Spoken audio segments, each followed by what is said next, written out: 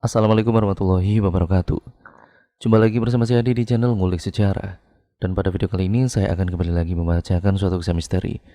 Kali ini berjudul tentang sebuah kisah masih tetap sama, yaitu Rumah Keranda ya teman-teman. Memasuki part yang kedua sekaligus menjadi part terakhir dari keseluruhan alur ceritanya. Cerita kali ini masih tetap ditulis oleh akun yang bernama Mbak Reni Sukesti. Nantinya kalian juga bisa mengunjungi thread beliau secara langsung. Yuk, daripada kita lama-lama, daripada kita penasaran bagaimana kisahnya, mari kita langsung saja menuju ke ceritanya. Perhatikan baik-baik karena ceritanya akan segera saya mulai.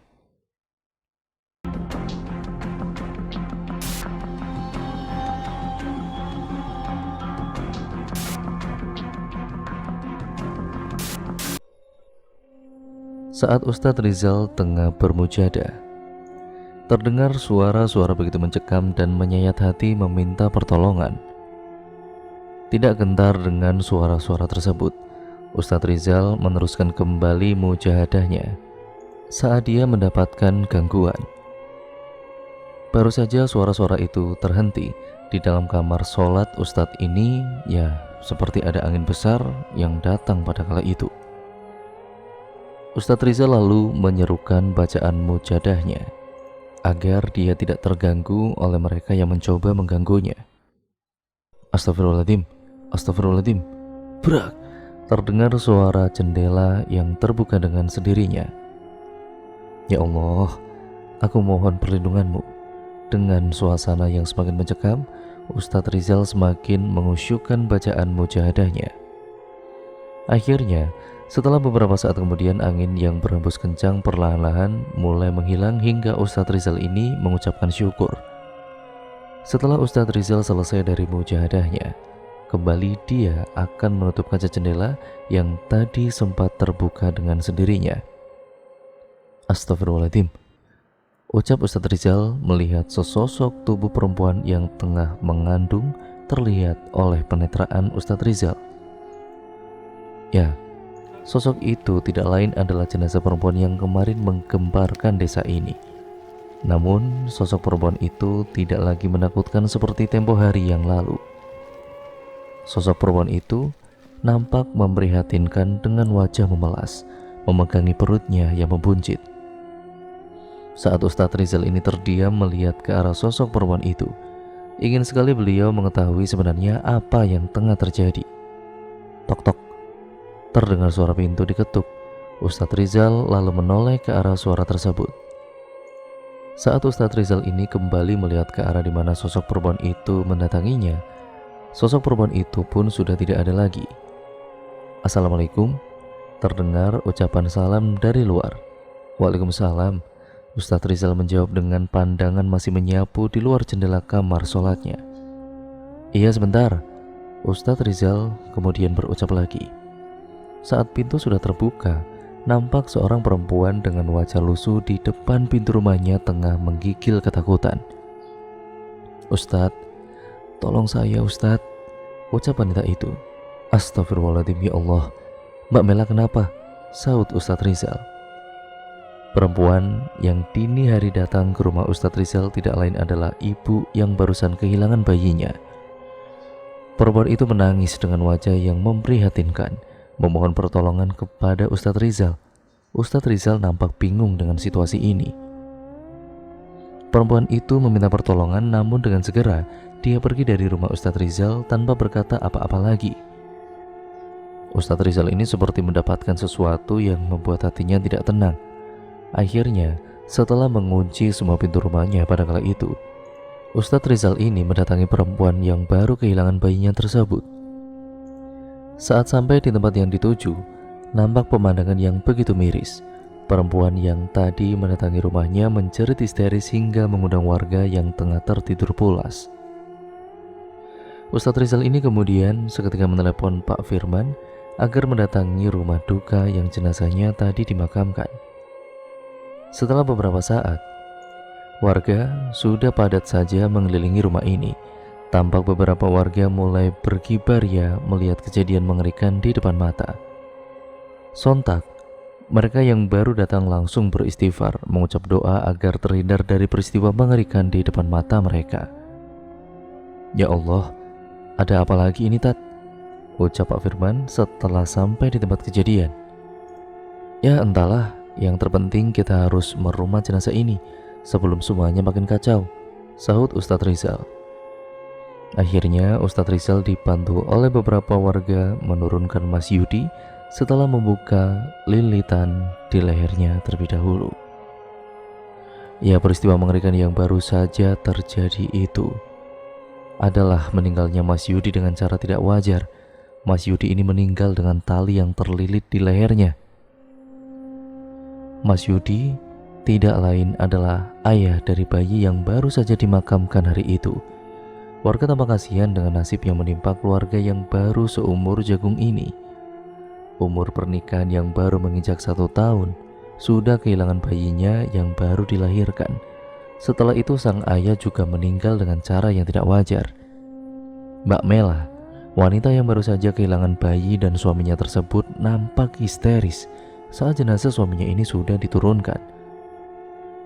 Tangisan tidak dapat dibendung pula oleh keluarga yang mengalami kejadian memprihatinkan ini. Brak! Terdengar suara pohon yang rubuh di halaman depan. Angin yang tenang-tenang saja kini berhembus dengan kencangnya, disertai dengan suara hewan malam yang saling bersahutan. Warga ini dibuat takut dengan keadaan mencekam yang ini. Ya hanya lafal istighfar yang keluar dari mulut mereka. Ya Allah, ada apa ini?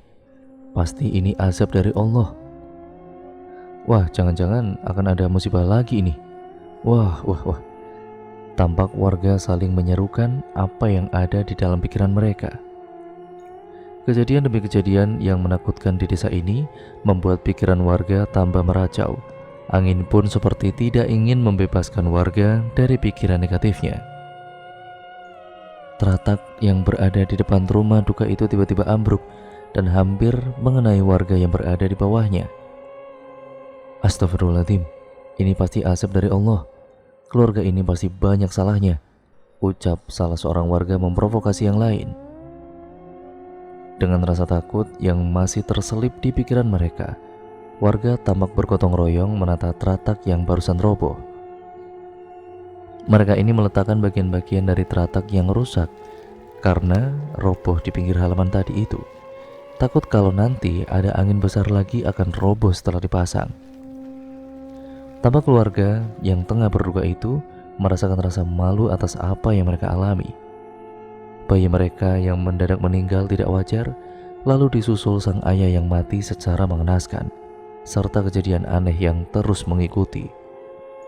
Pak Firman, Ustadz Rizal dan keluarga korban sepakat untuk memakamkan jenazah keesokan harinya, dikarenakan waktu dan juga suasananya yang tidak memungkinkan.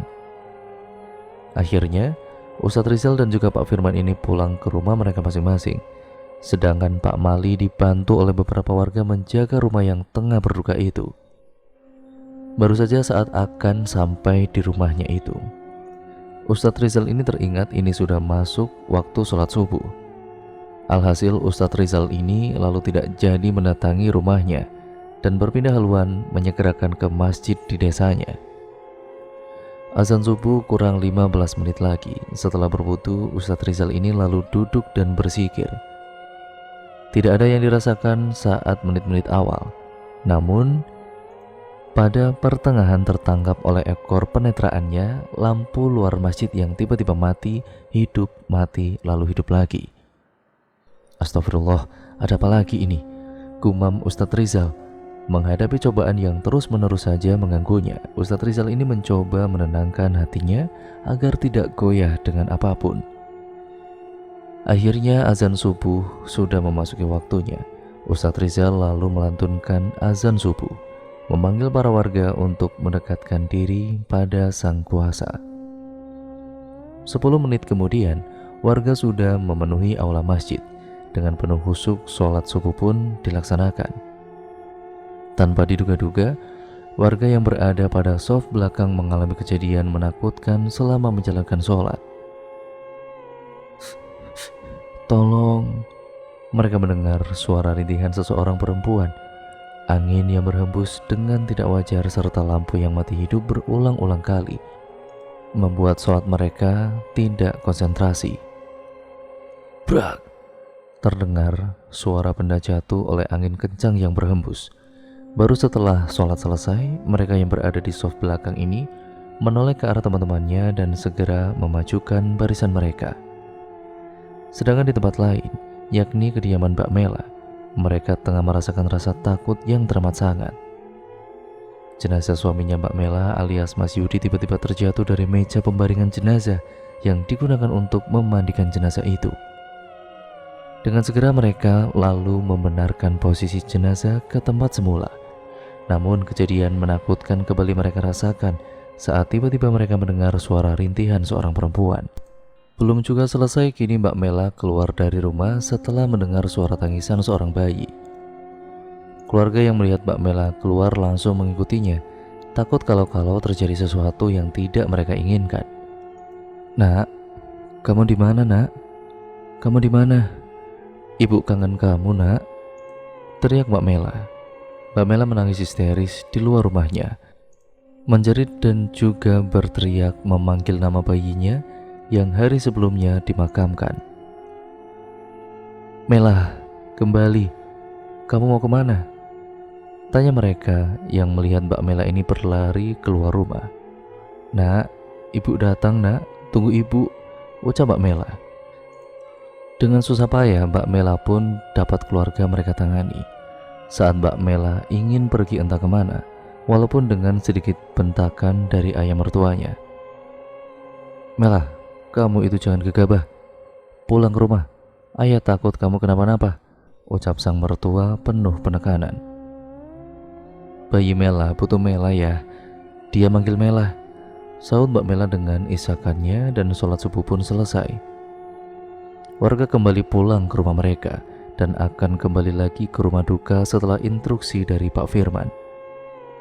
Sebenarnya, warga tidak ingin lagi pergi ke rumah duka, namun karena rasa simpati yang sudah tertanamkan, mereka lalu cepat-cepat membereskan apa yang seharusnya mereka lakukan saat ada warganya yang tengah mengalami musibah. Para warga lelaki kembali membangun teratak yang malam sebelumnya telah ambruk tersebut. Lalu, beberapa dari mereka ini menyegerakan apa yang harus dilakukan pada jenazah. Sedangkan para wanita mendapatkan bagian perdapuran. Kembali mereka yang mendapat jatah bagian merumah jenazah menemukan peristiwa-peristiwa yang menguras energi serta otak mereka. Keanehan pada jenazah yang membuat warga ingin mundur merumatnya membuat Ustadz Rizal menyemangatinya. Dengan rasa takut juga pesimis, warga ini berusaha semaksimal mungkin untuk menyelesaikan acara perumatan jenazah.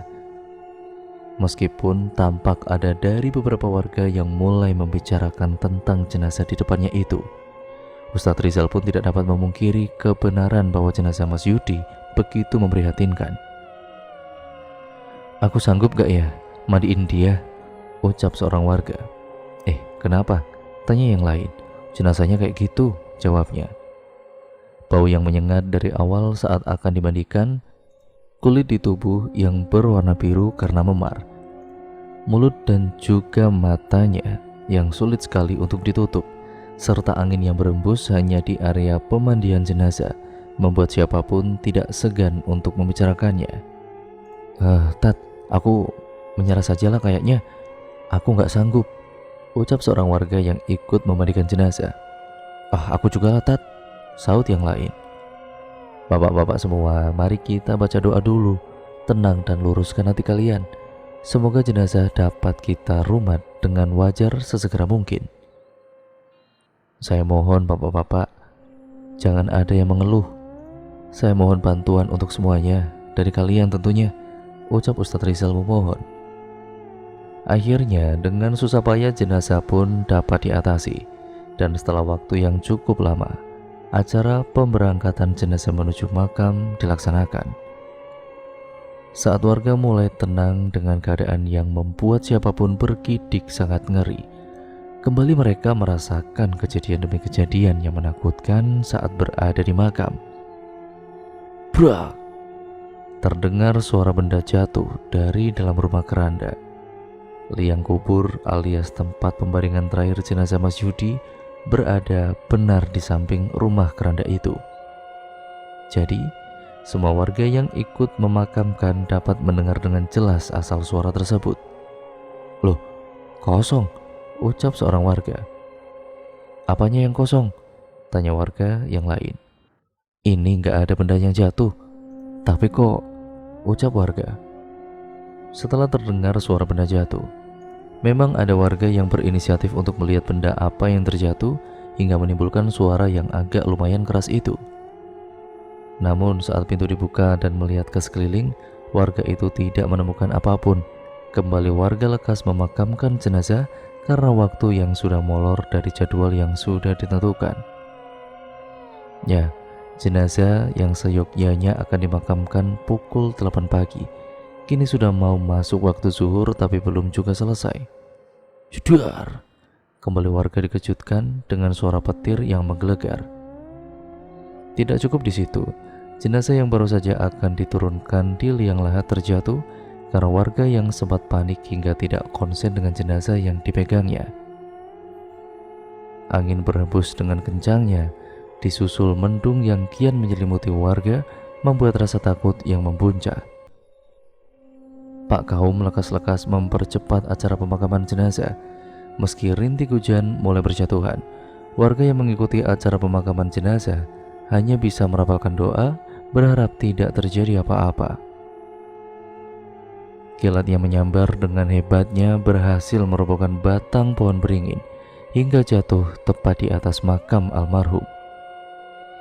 Namun, karena suasana yang mencekam dan acara pemakaman telah selesai, ditambah para warga sudah akan sampai di gerbang makam, akhirnya dibiarkan saja batang pohon itu.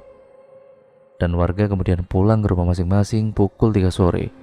Setelah hujan yang cukup lebar berhenti, warga mulai berdatangan ke rumah duka. Mereka merasa iba dengan kejadian yang menimpa Mbak Mela. Kematian sang suami dan juga bayi yang baru saja dilahirkannya sungguh amat tragis. Mereka sama-sama mengalami kematian yang tidak wajar. Seminggu berlalu, saat warga mulai tenang dengan peristiwa-peristiwa yang menggemparkan desanya. Kini warga dibuat kaget dengan kuburan almarhum Mas Yudi yang ambles. Pak Mali dan juga Pak Parjo yang sudah mulai aktif lagi menjadi satpam desa.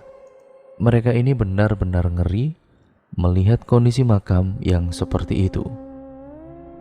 Akhirnya dibantu warga setelah Pak Parjo dan juga Pak Mali keluar tentang keadaan makam Mas Yudi, makam pun kemudian menjadi lebih baik keadaannya. Berbeda dengan warganya, Ustadz Rizal mendapat gangguan di setiap malamnya. Beliau yang selalu bermunajat kepada Sang Kholik terus saja didatangi oleh perempuan yang meninggal waktu itu. Tidak ada henti-hentinya gangguan mendatanginya, seolah perempuan itu hendak ingin mengatakan sesuatu. Malam ini tepat sebelum makam almarhum Mas Yudi ditemukan ambles, Ustadz Rizal ini didatangi lagi oleh perempuan yang meninggal waktu lalu. Dengan tatapan sayu, perempuan itu berucap sebuah pembalasan dendam. Namun seperti tidak dihiraukan, Ustadz Rizal pun meneruskan kembali wiridnya tanpa memperhatikan perempuan tersebut. Alhasil, pada hari berikutnya telah terjadi peristiwa menggemparkan tentang makam almarhum Mas Yudi yang ambles. Mbak Mela yang seperti mendapat ancaman mendatangi rumah Ustadz Rizal setelah makam almarhum suaminya dibenarkan. "Assalamualaikum Ustadz, ini saya Mela," ucap Mbak Mela setelah mengetuk pintu. "Waalaikumsalam," jawab Ustadz Rizal dari dalam. Setelah diizinkan untuk masuk ke rumahnya, Mbak Mela ini pun lalu menceritakan semua kejadian yang cukup mengganggu setelah meninggalnya suami dan juga bayinya. Mbak Mela merasakan ada sesuatu yang disembunyikan oleh almarhum suaminya sebelum meninggal. Tak hanya pada Ustadz Rizal, perempuan yang meninggal di rumah keranda itu juga menghantui Mbak Mela. Perempuan itu pun seperti meminta keadilan untuk dirinya. Dengan musyawarah yang mendadak setelah Pak Firman ikut berembuk, akhirnya diputuskan hari ini juga mereka akan mendatangi kediaman orang tua perempuan tersebut. Tepat setelah menjalankan sholat asar, mereka dengan ditambah Pak Mali dan juga Pak Parjo mendatangi kediaman keluarga perempuan itu. Sesamanya di sana, mereka disambut baik oleh sang empunya rumah.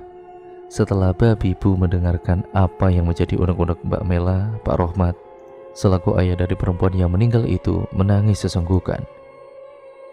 Beliau menangisi kepergian putrinya yang malang itu. Namun setelah itu, brak, sebuah figura yang berisikan foto Cynthia jatuh dari dinding, membuat mereka yang berada di ruang tamu itu kaget. Astagfirullah, ucap Ustadz Rizal. Cynthia, anakku, ucap Pak Rohmat. Seketika istri dari Pak Rohmat mengeluarkan air mata saat memungut puing-puing kaca berserakan itu. Mengingat nasib tragis yang menimpa putrinya, Pak Rohmat yang sepertinya sedang tidak enak badan mengelus dadanya, mencoba menenangkan hatinya dengan beristighfar. Cynthia, dia anak yang baik, dia anak yang berbakti, dia anak penurut. Tapi ucapan Pak Rohmat terhenti. Setelah menghirup udara yang banyak, dengan teganya seorang lelaki biadab membuatnya pergi meninggalkan kita. Lirik Pak Rohmat terisak. Pak Firman, Ustadz Rizal dan rombongannya mendengarkan dengan seksama apa yang dituturkan oleh Pak Rohmat, sedang Mbak Mela mulai ketar-ketir mendengar kelanjutannya. Waktu itu Cynthia tidak seperti hari-hari sebelumnya, tepatnya 3 bulan setelah mengenal sosok laki-laki. Laki-laki itu terlihat sangat sopan saat pertama kali diperkenalkan dengan kami. Dia memperlihatkan kedewasaannya, meminta restu kami untuk memulai hubungan dengan Cynthia. Namun setelah 3 bulan lamanya, laki-laki itu pergi begitu saja, memutuskan hubungan sepihak dengan Cynthia. Kami waktu itu berpikir kalau Cynthia murung karena ditinggal oleh lelaki itu, lelaki yang tiba-tiba pergi tanpa kejelasan.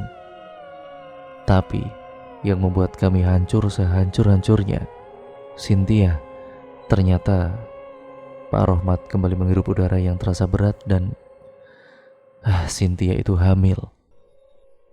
Kedua orang tua Cynthia mulai menangis, mengingat nasib putrinya yang sangat memilukan. Sedang satu sisi Mbak Mela mulai merasakan kekhawatiran dan mulai menebak-nebak. Pak Rohmat lalu melanjutkan ceritanya. Lelaki biadab itu tega meninggalkan Cynthia yang tengah hamil anaknya demi perempuan lain.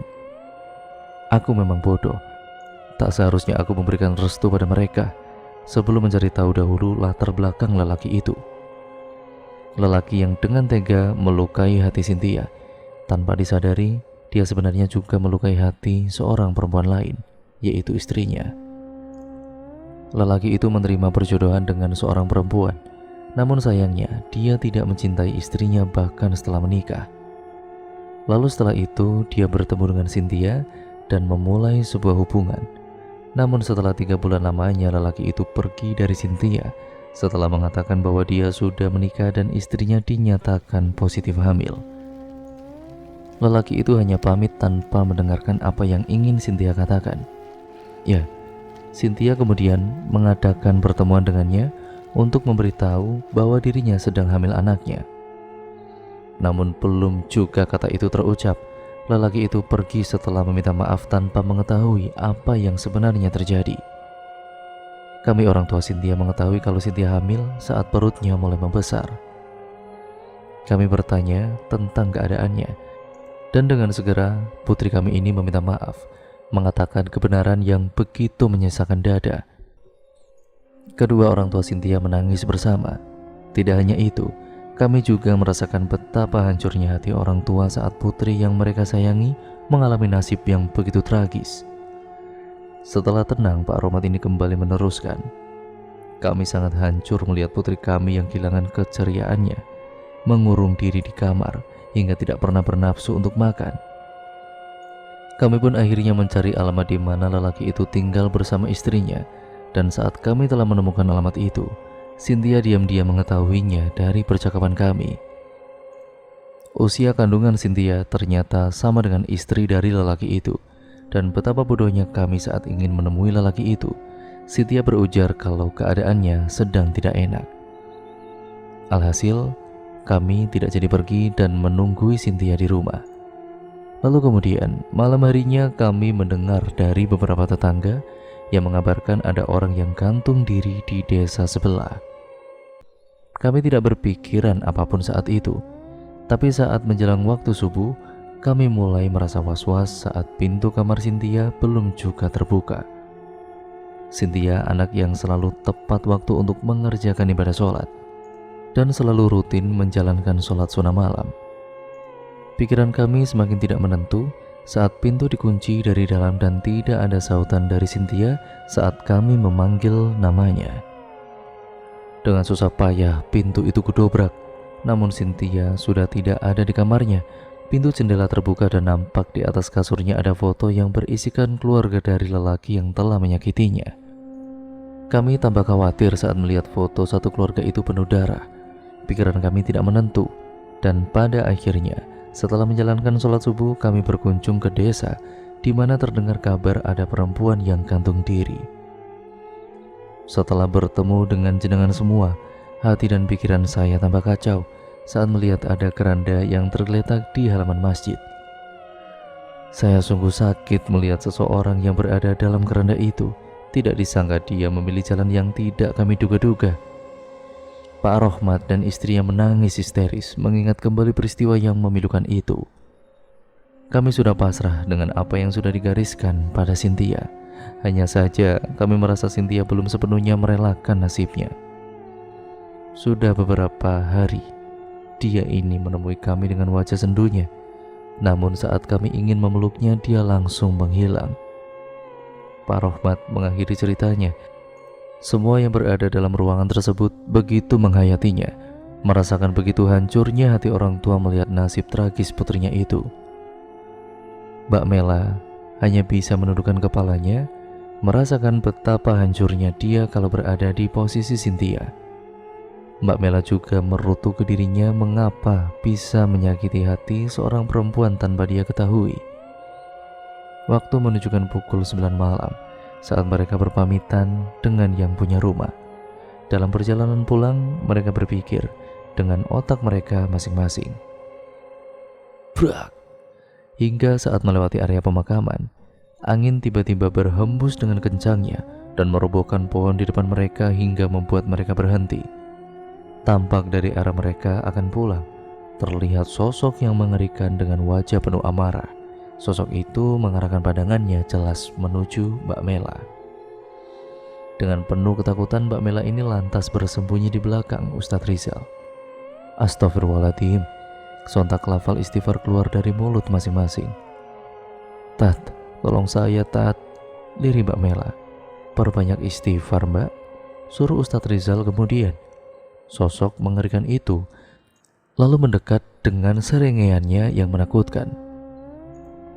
Angin malam yang berhembus ditambah sepinya tempat itu dari lalu lalang orang-orang membuat suasana yang makin mencekam. Biasanya jam segini masih ada orang maupun kendaraan yang berseliweran, tapi mendadak kok nggak ada yang lewat ya, bisik Pak Parjo. Oh, mendadak sepi banget. Aduh, saya jadi pengen ngompol ini, balas Pak Amali kemudian. Kamu harus mati, kata itu keluar dari sosok yang mengerikan, hingga membuat semua orang yang berada di tempat merasakan ketakutan. Nyawaku harus kamu bayar, kamu yang membuatku seperti ini, kamu yang membuatku berpisah dari Mas Yudi, dan sekarang kamu harus merasakan apa yang aku rasakan. Ucap sosok yang mengerikan itu penuh penekanan. Ya, sosok yang mengerikan tersebut adalah perempuan yang meninggal mengenaskan tempo hari setelah sebelumnya membuat huru-hara hingga Pak Parjo menjadi salah satu korbannya. Istirahatlah kamu dengan tenang di alam sana. Tidak ada gunanya kamu menuntut atas apa yang tidak mereka pahami, ucap Ustadz Rizal pada sosok itu. Nyawa harus dibayar dengan nyawa, tekan sosok mengerikan itu. Angin malam yang berembus kian kencang ditambah suara lolongan hewan malam terdengar dari segala penjuru, membuat ketakutan yang amat sangat. Pak Parjo dan juga Pak Mali ini saling berpelukan, merasakan ketakutan yang begitu besar. Mbak Mela dengan kekuatan yang dia miliki lantas bersuara. Tidak ada perempuan yang tidak tersakiti dalam hubungan ini. Kamu korban dari nafsu Mas Yudi. Aku pun juga bernasib sama sepertimu. Diselingkuhi setelah aku menikah dengannya. Dan selingkuhan itu adalah kamu. Kamu dan juga aku sama-sama mengandung anak dari Mas Yudi dengan nasib yang tidak sama. Tapi mengapa kamu berbuat sedemikian rupa terhadap bayiku? Aku tahu, kamu yang membuat bayiku meninggal dunia. Kamu juga yang meneror Mas Yudi sampai-sampai dia mengakhiri hidupnya dengan cara yang tidak wajar. Kamu pula yang menerorku dengan segala tipu dayamu, agar aku mati sama seperti keluargaku. Mati dengan cara tidak wajar, bukan? Teriak Mbak Mela berapi-api. Namun seperti membenarkan, sosok mengerikan itu tertawa menakutkan. Lalu dengan suara yang melengking, sosok perempuan itu mendekat dan berniat akan menyerang Mbak Mela. Dari arah berbeda, tidak disangka sepasang suami istri itu muncul, membuat sosok mengerikan itu menghentikan langkahnya. Duk, jangan membebani dirimu dengan perbuatan seperti ini. Hidupmu sudah berhenti saat kamu memutuskan mengakhiri hidupmu dengan cara seperti itu. Jangan menyalahkan orang lain yang tidak mereka ketahui. Dia juga korban, Duk, sama sepertimu, seru Pak Rohmat. Sosok mengerikan yang tidak lain adalah almarhum Cynthia kini membatu mendengar apa yang dikatakan oleh orang tuanya. Tidak ada gunanya kamu membalas dendam. Ikhlaskan apa yang sudah kamu alami. Tenanglah kamu di alam sana, Duk. Ayah dan juga ibumu sudah rindu, Duk. Lanjut Pak Rohmat. Bagai tidak bertulang, sosok mengerikan itu jatuh seperti memahami apa yang dikatakan oleh kedua orang tuanya. Sosok mengerikan itu lalu menangis dan secepat kilat pergi setelah menunjukkan senyumannya yang teduh dengan wajah yang tidak lagi menakutkan seperti sebelumnya. Alhamdulillah, lafal yang keluar dari setiap mulut. Ustadz Rizal beserta rombongannya lalu berterima kasih kepada Pak Rohmat dan istrinya yang sudah membantu dan juga menyadarkan sosok menyerupai putrinya tersebut, hingga sosok itu pun tidak melancarkan balas dendamnya pada Mbak Mela. Pak Rohmat beserta sang istri pun pamit setelah dirasa semuanya sudah aman. Seminggu berlalu, kini desa kediaman Ustadz Rizal sudah mulai menunjukkan aktivitasnya. Malam pun sudah tidak ada rasa takut lagi bagi warga desa untuk beraktivitas seperti semula. Teror yang mendadak menghantui warga kini sudah tidak ada lagi, atau lebih tepatnya sudah menghilang. Meski menimbulkan sedikit trauma di hati mereka, sosok perempuan itu tidak lagi menghantui warga setelah malam yang mencekam itu. Keluarga Pak Rohmat sudah mengikhlaskan putrinya dan Mbak Mela melanjutkan hidupnya dengan penuh hati yang lapang. Dan cerita pun akhirnya selesai sampai di sini ya teman-teman. Menurut kalian bagaimana kisah kali ini? Kalian bisa tulis di kolom komentar sebanyak-banyaknya. Jangan lupa untuk kalian yang belum menonton part satunya atau part pertamanya, saya sarankan untuk kalian menontonnya terlebih dahulu agar kalian mengerti dan paham keseluruhan alur ceritanya dari awal sampai akhir. Banyak sekali pembelajaran yang dapat kita ambil dari cerita kali ini ya teman-teman. Seperti biasanya, yang baik kita ambil dan yang buruk kita buang jauh-jauh. Ambil sisi positifnya, intinya seperti itu. Dan semua itu jadikan pembelajaran untuk kita semua ya teman-teman, agar kita menjadi manusia yang jauh lebih baik lagi ke depannya. Pokoknya terima kasih untuk kalian semua yang sudah menyimak video kali ini. Kurang lebihnya mohon maaf yang sebesar-besarnya ya teman-teman. Jadi untuk pesan moral kali ini, ya mungkin jangan sampai kita terjebak kepada orang yang baru kenal. Mungkin ya di luarnya itu ataupun kelihatannya dia itu baik, namun di dalamnya ya kita tidak ada yang tahu. Makanya kita harus berhati-hati ya teman-teman. Dimanapun kita berada, kita harus jaga diri kita. Dan jangan lupa pula kita harus selalu berdoa kepada Yang Maha Kuasa, yang Islam ya kepada Allah Subhanahu wa Ta'ala ya teman-teman, agar kita diberi perlindungan selama kita hidup dari ancaman atau mara bahaya apapun itu. Sekian, terima kasih, kurang lebihnya mohon maaf, video ini saya akhiri. Namun sebelum itu, untuk kalian yang memiliki pengalaman horor, kalian bisa kirimkan ke alamat email kami yang nantinya akan disadur oleh tim kami, dan nantinya juga saya akan bacakan di sini seperti cerita-cerita ini ataupun cerita-cerita sebelumnya yang sudah-sudah ya teman-teman. Sekian, video ini saya akhiri, sampai berjumpa di video terbaru selanjutnya. Wassalamualaikum warahmatullahi wabarakatuh.